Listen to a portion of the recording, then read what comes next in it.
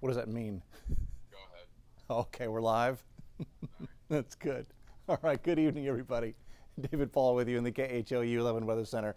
Got a cold front coming through right now, and big temperature swing is about to take place as the cold front brings in much colder air tonight and tomorrow. And I wanted to start with today's high temperature. It went to 80 degrees, only one below the record high. This is at Bush Intercontinental Airport.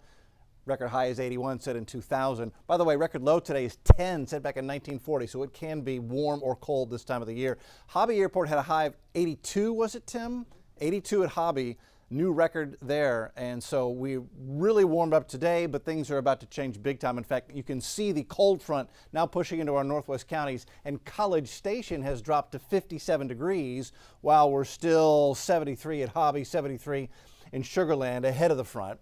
But that front's making very quick headway across the area. It's going to go through here over the next couple of hours. Here's the big picture.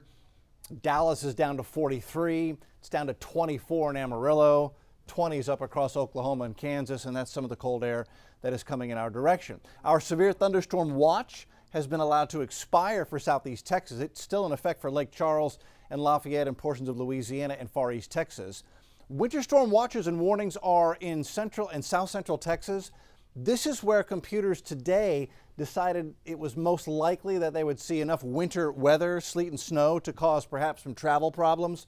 And so that's why they have the winter storm watches and warnings. We do not. That being said, we still have a chance of seeing a little bit of a rain-snow mix here Thursday night, Friday morning. More on that in just a minute. We do have this. This is a wind advisory. This goes into effect Thursday afternoon. As the front comes through, winds are really going to gust up, and we could see gusts to 40 miles an hour or so across the bay and near the coast.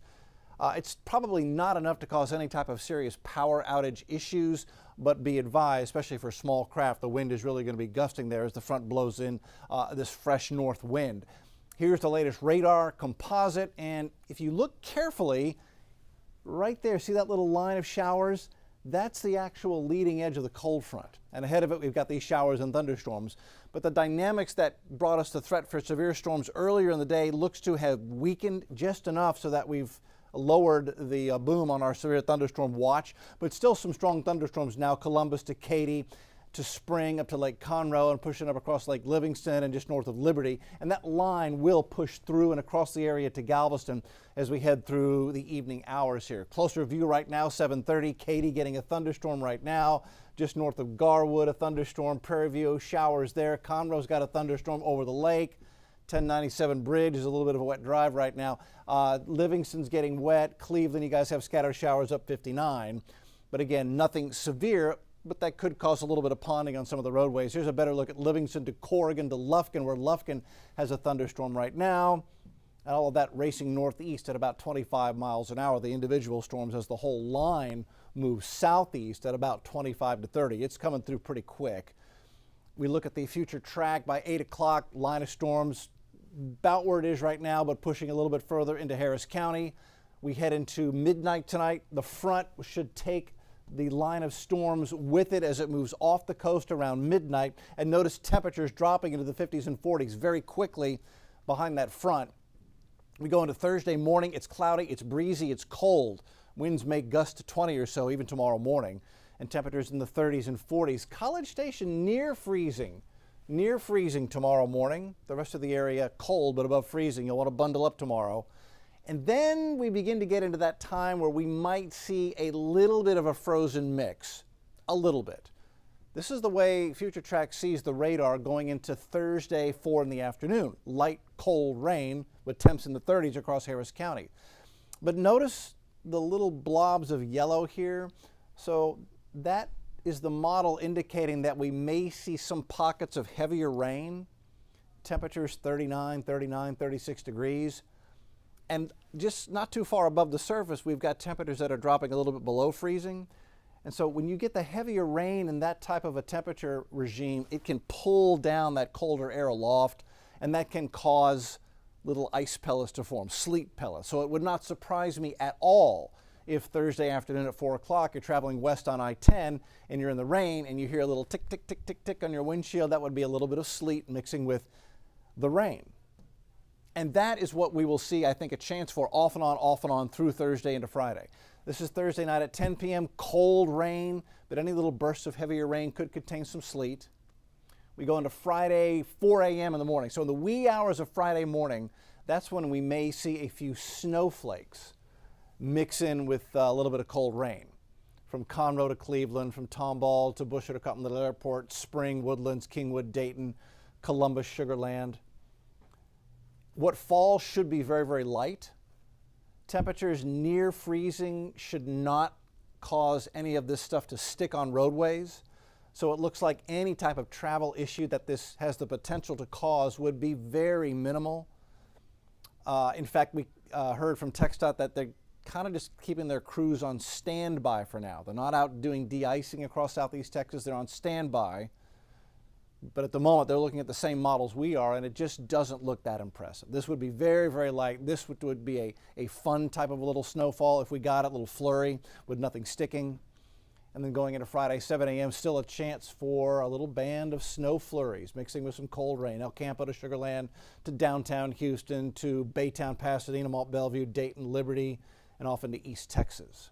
Again, what falls there should be very light, which is why we're not raising the big warning flags on this. And then as we head into Friday midday, what there is comes to an end. Temperatures stay in the 40s, and it's going to get cold going into Saturday morning. Saturday morning is probably the coldest morning of the bunch. What I've done is drawn in where the freeze line appears to be. Everybody north of that line, Pearland, Friendswood, Pasadena, Baytown, downtown, Sugar Land, Tomball, Bush, Hobby. North of that, you're going to see temperatures a little below freezing.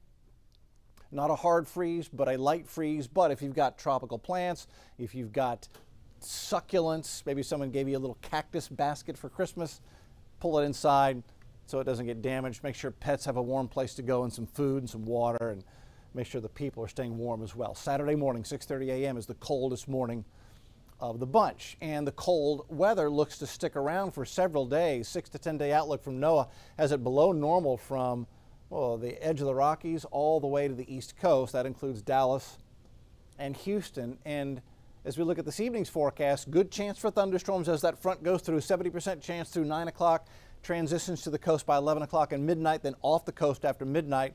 Thursday's forecast is windy and cold. So remember, we had highs in the 80s today. Temperatures falling through the 40s during the day tomorrow. North wind will put wind chill factors in the 30s. And then in the evening, that light rain begins to develop. There could be a little bit of sleet mixed in with that.